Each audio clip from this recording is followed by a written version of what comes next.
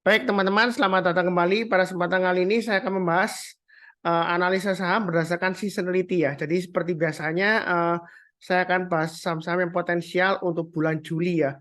Jadi biasanya saya bahasnya itu di akhir Juni untuk bulan berikutnya ya, atau sebelum hari pertama di awal Juli mulai ya. Jadi strateginya itu berdasarkan statistik ya. Jadi seasonality itu berdasarkan statistik saham-saham yang naik selama 5 tahun terakhir. Jadi bukan berdasarkan analisa teknikal, bukan berdasarkan analisa fundamental. Jadi berdasarkan statistik kira-kira probabilitasnya ya yang sudah terjadi 5 tahun terakhir di bulan Juli itu seperti apa dan saham-sahamnya apakah mengulang kembali ya seperti itu ya. Jadi saya akan tampilkan uh, Excel sheet-nya. Nanti ini saya bagikan di video deskripsi di bawah ini ya untuk linknya ya, link ke seasonality-nya. Jadi ini untuk bulan Juli 2023 yang akan datang ini.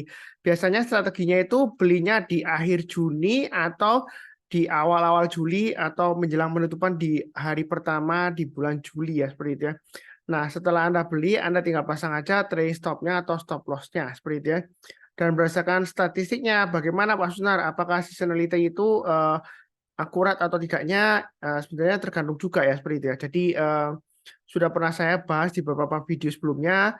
Jadi ada yang memang akurasinya bagus, ada yang akurasinya kurang bagus ya karena memang marketnya kurang bagus seperti itu ya. Jadi seasonality bukan acuan pasti gitu ya, enggak ya. Karena dia berdasarkan statistik apa yang sudah terjadi, mudah-mudahan terulang kembali probabilitasnya tinggi seperti itu ya. Nah, di sini berdasarkan seasonality-nya ini saham yang cukup liquid ya. Dia ada dua yang naik 100% ya. Ini Antam dan BDMN. Kenaikan rata-ratanya untuk Antam di bulan Juli lumayan tinggi ya, 10,46%. Itu berdasarkan 5 tahun terakhir. Untuk BDMN dia kenaikannya 4,68%. Apakah mengulang kembali nanti di bulan Juli 2023 ini? Kita nggak akan pernah tahu pasti ya seperti itu ya. Jadi nanti kita bahas mengenai sahamnya. Kemudian untuk 80% yang naik di bulan Juli ya. Jadi 5 tahun terakhir bulan Juli itu 4 naik, 1 turun ya seperti itu ya. Jadi 80% itu sahamnya banyak banget ya. Ada 25. Jadi saya nggak bahas satu persatu ya. Kalau saya nggak bahas bukan berarti saham tersebut jelek atau hindari enggak ya. Karena sudah terlalu banyak. Contohnya seperti ini.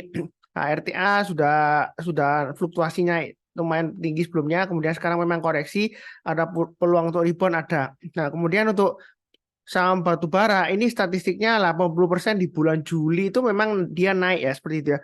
Tapi saya nggak bahas semuanya, saya hanya bahas satu aja ITMG. Ini ada yang naiknya lumayan bagus ya, 2 digit di bulan Juli rata-ratanya ya. 5 tahun terakhir di bulan Juli itu Indi, PTRO, kemudian yang lain-lainnya yang lagging ya, yang agak sedikit ya, tapi masih lumayan ada ADRO dan PTBA. Tapi untuk PTBA dia kan barusan pembagian dividen yang mana dividen yieldnya lumayan tinggi ya. Jadi dia ARB berhari-hari. Uh, apakah nanti bakalan rebound? Kita belum tahu pasti juga. Tapi saya nggak bahas semuanya. Saya hanya bahas sekitar 12 sama aja. Uh, Contohnya seperti TBIG ya. Saya sudah bahas, kemudian saya nggak bahas lagi mengenai tower. Ya karena keduanya masih sama-sama emiten menara seperti itu ya. Ya kurang lebih seperti itu. Jadi langsung kita ke sahamnya ya. Jadi yang pertama saya bahas adalah untuk saham Antam. Saham Antam ini berdasarkan seasonality-nya memang dia 100% naik. Nah, kondisi sekarang ini sudah pernah saya sebutkan juga sering banget ya. Yang sering nonton video saya harusnya sudah tahu selama di bawah 2020 untuk Antam itu sebenarnya sih masih belum buy. Loh, mungkin ada yang tanya, "Oh, Pak Sunar, kalau kita buy-nya 2020 ke atas kita buy. Nah, ini kita gain-nya sedikit doang loh. Kemudian dia nggak lama lagi turun lagi loh." Eh, apakah berarti keliru ya seperti itu ya? Enggak juga. Karena sebelumnya di sini kalau dia naik ke atas 2020 dia naiknya lumayan tinggi ya sampai 2100 ke atas sampai 2160-an atau 150-an gitu ya. Nah, memang di sini dia konsolidasi enggak terlalu tinggi banget di atas 2020. Tapi tetap trading risk-nya kalau ikutin chart saya itu support berikutnya di 1900. Memang posisi sekarang itu di tengah-tengahnya antara 1900 dan 2020. Jadi kalau mau buy boleh aja buy tapi jangan terlalu banyak atau Anda tunggu di area 1900 buy weakness-nya ya. Jadi kalau dia turun di bawah 1900 rebound mantul ke atas kita barusan buy ya. Strateginya seperti itu. Atau kalau mau berdasarkan statistik seasonality, jadi Anda langsung buy di pembukaan atau closingnya hari Senin ini ya, tanggal 3 Juli. Kemudian Anda pasang trailing stop-nya atau stop loss-nya seperti itu ya. Anda pasang trailing stop-nya mulai dari 2% kalau dia naik ya seperti itu ya. Nanti kita lihat kira-kira bagus atau enggaknya ya, nanti kita barusan tahu di akhir bulan ya, seperti itu ya kurang lebih ya. Tapi berdasarkan statistik itu setidaknya menjadikan acuan ya, kira-kira apakah bakal terulang kembali ya sejarahnya ya, seperti itu ya. Untuk Antam kurang lebih cukup ya. Berikutnya untuk BDMN, dia dalam 5 tahun terakhir di bulan Juli ya, dia naiknya 4,68% ya rata-ratanya ya, seperti itu ya. 100% dia naik di bulan Juli. Jadi ada kemungkinan masih berlanjut nggak Pak Sunar untuk BDMN ini, masih ada kemungkinan untuk naik lagi ya. Nah, kalau mau buy ini bisa Anda tunggu di MA20-nya. Ketika MA20-nya dipotong dari atas ke bawah, kemudian rebound mantul ke atas di atas MA20-nya ya, menjelang penutupan atau besok paginya kita barusan buy. Jadi kalau turun jangan langsung buy, tunggu rebound mantul ke atas di MA20-nya kita buy. Target price berikutnya di 2980 dan 3050 ya. Itu strateginya untuk BDMN. Atau kalau Anda mau berdasarkan seasonality, Anda langsung buy di hari pertama menjelang penutupan, atau pagi-pagi Anda kalau mau buy juga boleh. Nanti Anda tinggal pasang trailing stop-nya atau stop loss-nya seperti itu ya. Berdasarkan seasonality memang dia 100% naik. Apakah akan terulang kembali? Kita tidak akan pernah tahu pasti ya. Jadi statistik itu bukan analisa fundamental, bukan berdasarkan analisa teknikal juga ya, seperti itu ya. Kalau lebih cukup. Kemudian berikutnya untuk BBYB. Nah, BBYB ini dia 80% naik di bulan Juli. Kenaikannya memang luar biasa ya, 32,63% ya, seperti itu ya. Dan kalau kita lihat apakah nanti bakalan terulang kembali naik tinggi di bulan Juli, kita sih nggak tahu pasti ya, seperti itu ya. Nah, di sini kalau Anda mau buy, karena ini dekat di area low-nya 450, jadi Anda pasang aja stop loss-nya di area 466 ya. Jadi Anda mau buy weekly sekarang boleh aja. Nah, jangan lupa pasang stop loss-nya 466 dan 450 maksimum ya. Jadi intinya kalau turun jangan di average down ya. Kalau naik kita boleh tambah lagi atau average up. Ini potensialnya masih ada kemungkinan dia akan testing lagi area 565. Itu swing high sebelumnya tanggal 13 Juni ya hanya. Mudah-mudahan tercapai ke sana ya, lumayan masih ya 565. Karena sebelumnya dia bisa rebound mulai dari low-nya 450 ke 565. Jadi memang BBYB ini kalau nggak ada aksi korporasi, biasanya kecenderungan dia lesu dan kecenderungan turun ya. Jadi Anda juga perhatikan aksi korporasinya dia, apakah ada right issue, kemudian akuisisi dan lain-lain ya, seperti itu. Pokoknya aksi korporasi, pembagian dividen mungkin ya. Tapi saya nggak tahu ya. Ya kalau dia ada aksi koperasi kemungkinan dia bisa naik seperti itu ya, tapi nggak selalu pasti, tapi umumnya seperti itu ya. Mudah-mudahan aja dia akan terulang kembali 80% naik di bulan Juli ya, lumayan ya. Seperti itu ya. Nah, ini grafiknya sebentar tadi kena pause ya. Jadi ini untuk BBYB ya, jadi dia masih cukup menarik kalau mau buy on weakness ya. Ya kurang lebih cukup ya. Berikutnya untuk Friend juga masih istilahnya itu dia masih sideways di bawah ya. Jadi dia masih cukup menarik sebenarnya untuk Friend kalau yang belum punya ya. Kalau sudah punya ya tergantung. Kalau Anda average-nya tinggi ya memang susah ngomongnya ya, karena Anda sudah loss-nya sudah banyak. Tapi di sini kalau yang belum punya, kalau mau spekulasi buy Friend berdasarkan seasonality-nya ya. Yang tadi di Excel-nya itu dia untuk Friend dia 80% naik di bulan Juli. Kemudian kenaikan rata-ratanya lumayan tinggi ya, 32,23%. Apakah akan terulang kembali Pak Sunar? Ya kita nggak akan pernah tahu pasti, karena seasonality itu berdasarkan analisa statistik ya. Jadi apa yang sudah terjadi ya. Ya mudah-mudahan aja history itu atau sejarah berulang kembali ya, seperti itu ya. Cukup. Berikutnya untuk AGRO, dan AGRO kalau kita lihat di sini berdasarkan Juli seasonnya dia 80% naik, kenaikannya 30,33% ya, seperti itu ya. Jadi untuk AGRO kalau kita lihat sini, kalau mau buy silakan atau tunggu di MA20-nya ya, buy on weakness ya. Dan kalau kita lihat di sini resisten terdekatnya 406. Kalau misalnya Anda mau buy weakness ya Anda tunggu di 370 atau di MA20-nya di 375 ya. Sekitar area 375 atau swing low di sini di area 380-an ya seperti itu. 375 sampai 380. Jadi kalau turun jangan langsung buy, tunggu rebound atau mantul ke atas kita barusan buy. Kalau Anda pakai strategi seasonality ya Anda langsung buy di hari Senin ya menjelang penutupan. Kemudian pasang trading stop-nya atau stop loss-nya. Itu kurang lebih untuk AGRO target price terdekatnya 406, kalau dia naik target berikutnya di 440, kemudian berikutnya lagi di 466 ya. Kurang lebih seperti itu cukup ya. Untuk Arto. Nah, Arto ini kalau kita lihat ini saya sudah bahas sebelumnya ya di analisa saham minggu ini juga di video sebelumnya. Arto ini cukup menarik. Pertama, uptrend-nya masih cukup bagus ya. MA20-nya masih mengarah ke atas. Kemudian kedua, dia candle terakhir penutupan masih di atasnya MA20-nya. Dan yang terakhir dia juga walaupun close-nya itu kalau kita lihat 3180 hari terakhir ya sebelum liburan. Kemudian berikutnya 3220 memang agak sedikit penurunan, tapi dia itu higher low dan higher high. Jadi dia masih ada kemungkinan untuk breakout. Di sini ada formasi cup ya, seperti rounding bottom, tapi belum cup and handle ya, belum pasti ya, karena di sini dia bentuknya seperti rounding bottom kemudian breakout lagi ke atas ya seperti itu ya. Jadi ini kalau dia naik ke atasnya 3330, kita boleh tambah lagi, average up boleh. Kemudian yang belum punya kalau mau buy high sell higher silakan, target price berdekatnya di 3790 ya. Jadi untuk Arto ini bisa buy langsung atau tunggu buy weakness di MA20-nya. MA20-nya sekitar area 2900-an ya. Atau berdasarkan swing low di sini tanggal 20 Juni low-nya di 2860. Jadi kalau dia turun di bawahnya itu rebound mantul ke atas kita barusan buy ya. Jadi kalau turun jangan langsung buy. Kalau Anda turun langsung buy itu berarti istilahnya Anda tangkap pisau jatuh ya. Kurang lebih seperti itu cukup ya. Nah, untuk statistiknya seasonality-nya untuk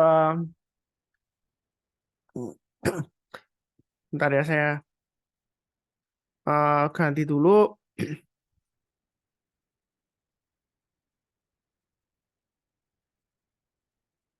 di bulan Juli ya. Ini untuk Arto ya. Jadi tadi AGRO sudah, kemudian Arto dia kenaikannya 20,72% ya rata-rata ya. Seperti itu ya. Jadi 80% dia naik. Habis seperti itu ya cukup ya. Berikutnya untuk ITMG. Nah, ITMG ini memang kalau kita lihat industrinya untuk batu bara itu masih lesu Pak Sunar. Ini juga sideways bottoming di bawah ya seperti itu ya. Nah, apakah bakalan naik? Kalau berdasarkan seasonality-nya memang 80% naik ya saham batu bara ya. Kalau kita lihat di sini, sebentar saya lihatkan lagi ya. Di sini kalau kita lihat ITMG 80%, Indi itu saham batu bara ya, PTRO itu 2 digit ya naiknya ya. Jadi bisa Anda perhatikan kalau sektor batu bara rebound, berarti ITMG, Indi, PTRO itu berdasarkan seasonality-nya. Tapi saya bahas satu aja, yaitu ITMG ya. Seperti itu ya.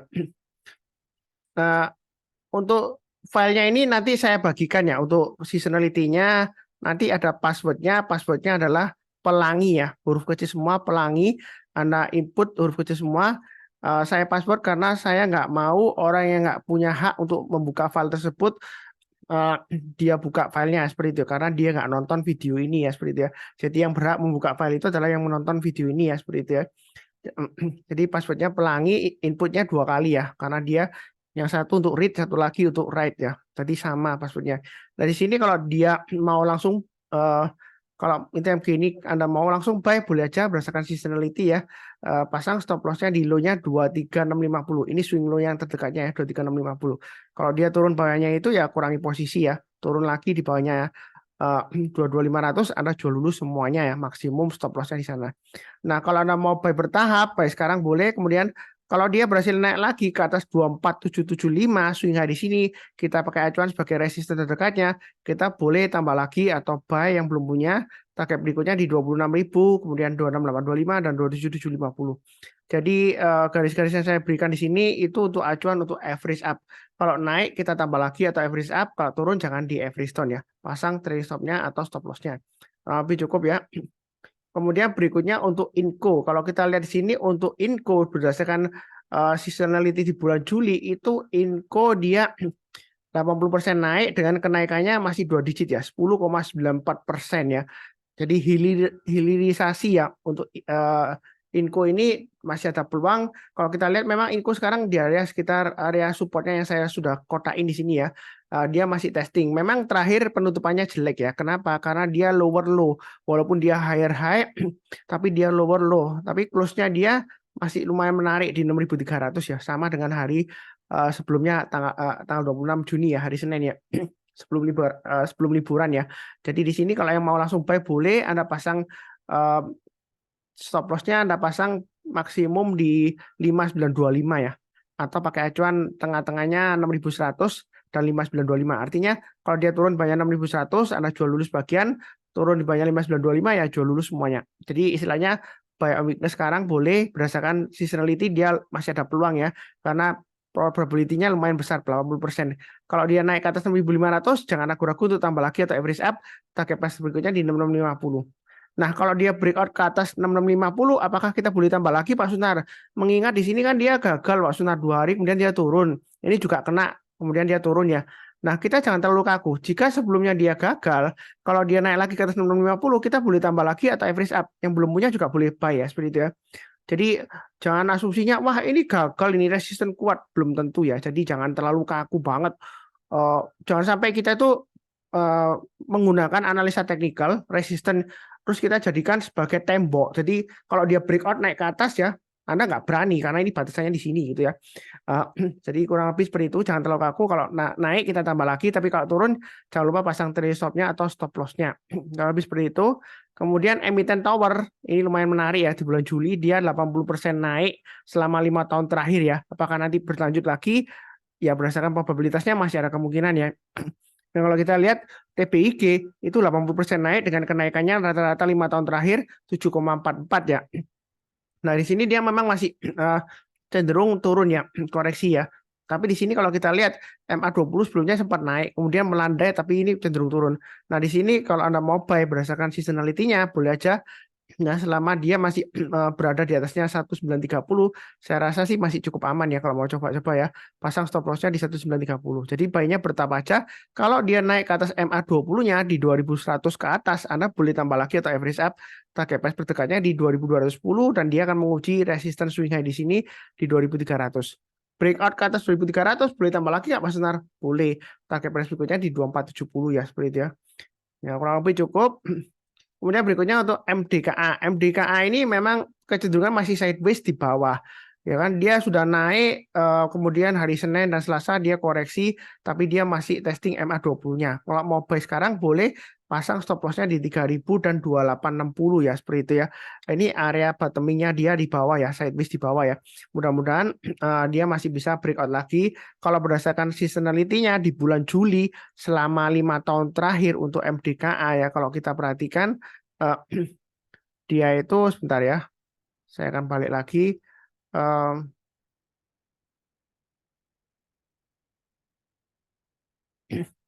Jadi untuk di sini MDKA dia 80% naik dengan kenaikan 4,63 ya, seperti itu ya.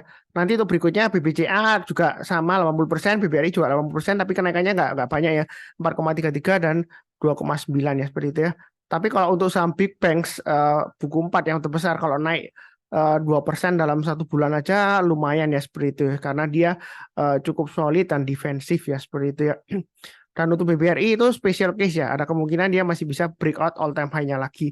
Saya sudah bahas di analisa video sebelumnya ya untuk minggu ini. Sebentar saya kembali lagi ke grafiknya.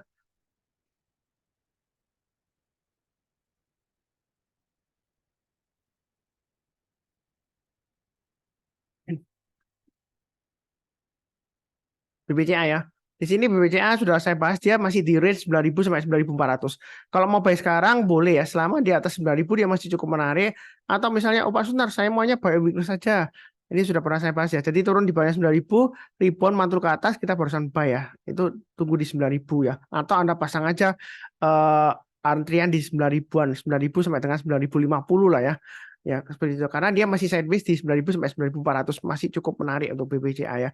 Ya kurang lebih sih seperti itu. Tapi kalau dia turun di bawah 9.000, lebih baik kurangi posisi. Apalagi kalau dia lower low dari low-nya 8950 ya mungkin lebih baik jual dulu semuanya. Itu kalau Anda trading dalam jangka pendek. Tapi kalau untuk investasi jangka menengah atau jangka panjang untuk BBCA ini masih cukup menarik.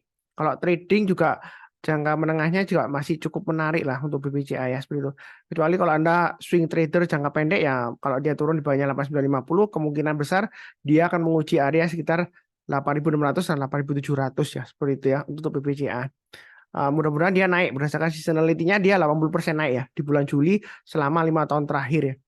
Oke, berikutnya untuk BBRI. BBRI ini sudah saya bahas juga, saya hanya sekilas saja. Jadi dia itu konsolidasi di atas ya.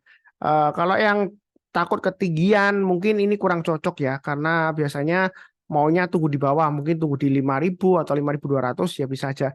Bukan berarti saya mendoakan yang jelek, enggak. Saya doakan selalu naik ke atas ya.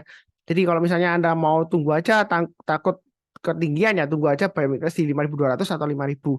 Tapi kalau Anda beli berdasarkan seasonality-nya karena dia 80% naik di bulan Juli dengan kenaikan rata-ratanya itu 2,87% ya selama 5 tahun terakhir ya Anda boleh langsung buy ya target price terdekatnya dia akan menguji resistennya 5625 yang mana adalah all time high-nya. Kalau dia breakout ke atas 5625 ini masih ada target ke 5750 dan 6000 itu untuk BBRI. Apakah masih bisa breakout Pak Sunar? Masih udah peluang ya seperti itu ya. Nah, masalahnya apakah ketinggalan atau ketinggian ya seperti itu ya. Sebenarnya ya saya berdasarkan pengalaman saya sebutkan yang sejujurnya aja. Sebenarnya Anda beli dimanapun aja, di atas, di tengah-tengah, atau di bawah. Setelah Anda beli, tiba-tiba turun bisa aja seperti itu ya. Jadi misalnya, wah ini berdasarkan analisa teknikal, beberapa puluh analisa teknikal ini uptrendnya masih bagus. Kok tiba-tiba dia drop Pak Sunar sampai ARB? Misalnya seperti itu ya. Ya karena kita nggak bisa mengatur harga saham di pasar saham. Yang penting adalah kita selalu pasang trailing stop-nya dan stop loss-nya. Jangan takut ketinggian. Kalau Anda takut ketinggian, kapan Anda bisa profit multi bagger di saham? Naik dikasih 10%, 20%, Anda takut terus jual seperti itu ya. Apalagi kalau sudah punya tapi belinya sedikit ya. Kalau breakout lagi naik ke atas, Anda nggak berani buy, tunggu lagi di bawah gitu ya. Padahal nggak dikasih karena uptrendnya masih strong. Jadi kalau mau tipe yang BBRI ini konsolidasi di atas, ya masih cukup menarik ya seperti itu ya. Kurang lebih sih cukup. Saya tampilkan lagi ya yang tadi untuk seasonality-nya. Nanti saya akan sharekan filenya ya di video deskripsi di bawah ini. Anda bisa lihat sendiri. Sebentar saya balik lagi ke. Jadi di sini banyak banget ya. Dua saham 100% naik di bulan Mei selama 5 tahun terakhir. Ya, kemudian 80% yang naik itu banyak banget, ada 25 saham. Tapi di sini yang naiknya 2 digit ini juga lumayan banyak, 10 saham ya. Jadi bulan Juli ini cukup menarik. Kalau mau istilahnya itu trading beberapa saham yang saya berikan di sini ini masih cukup potensial juga. Memang nggak saya bahas semuanya ya. Kalau saya bahas semuanya nanti videonya sampai 2 jam atau 3 jam. Nah, belum tentu nanti tambah bingung ya. Saya hanya kasih yang tebelin ini aja. Terus kemudian akurasinya Anda bisa lihat berdasarkan sebelumnya ya. Untuk Mei, April, ini sudah saya bahas di video sebelumnya. Anda bisa cek, search di channel saya. Biasanya kata kuncinya adalah saham yang pasti naik ya, seperti itu ya. Biasanya untuk seasonality video seperti itu. Tapi untuk bulan Juni, ini memang kosong, saya nggak isi. Kenapa? Karena memang saya nggak bahas waktu itu ya. Di bulan akhir Mei dan awal Juni saya nggak bahas. Karena waktu itu saya ada masalah keluarga, istri saya sakit ya. Akhir Mei sampai dengan lama banget ya. Jadi opname di rumah sakit itu sampai 12 hari ya. Sakitnya ada 3 macam. Saya nggak mau bahas panjang lebar di sini. Cuma saya juga setelah keluar rumah sakit saya juga belum aktif karena masih bantu-bantu istri juga pemulihan ya. Tapi bersyukur sekarang sudah membaik kondisinya. Makanya itu saya selalu sebutkan di video ya. Yang paling penting adalah kita itu selalu menjaga kesehatan ya. Yang belum kenal channel Saham Profit jangan lupa subscribe, like, nyalakan lonceng notifikasinya supaya nggak ketinggalan. Kemudian saya doakan semuanya selalu sehat, damai dan sejahtera selalu. Amin. Terima kasih banyak. Sekian. Jangan lupa nonton video yang lainnya ya. Linknya dari video deskripsi bawah ini ya. Untuk playlistnya atau istilah YouTube sekarang itu podcast ya. Tetap semangat. Terima kasih.